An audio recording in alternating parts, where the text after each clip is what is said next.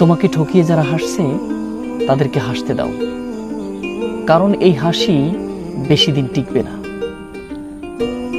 মানুষকে কষ্ট দিয়ে মনে করো সে জিতে গিয়েছে, কিন্তু আসলেও সে কখনোই জিতে যায়নি, বরং সে কিছুদিনের মধ্যে এমন বাজেভাবে ঠকবে সেটা সে কল্পনাই করতে পারে না।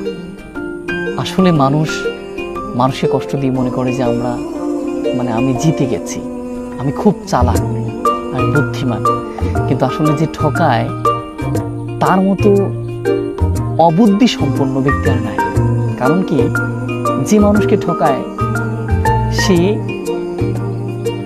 এমন বড় একজনের কাছে এমন বাজেভাবে ঠকে যাবে সে কল্পনাই করতে পারে না, এবং সে এমন কষ্টের মধ্যে নিমজ্জিত হয় তখন সে হাবুডুবু খায়, এই কষ্টের মধ্যে থেকে আর উঠতে পারে না। যে ঠকে যায় সে কিন্তু কিছুদিন পরেই একটু ধৈর্য ধারণ করলে শান্তি পায় এবং আনন্দে উপলব্ধি করে। যে ঠকায় সে দুনিয়াতেও শান্তি পায় না, আখিরাতেও শান্তি পায়। আল্লাহ বলছেন, মালিক ইয়াউমিদ্দিন, আমি বিচার দিনের মালিক, নিশ্চয় বিচার দিনে আমি ওর এমন ভাবে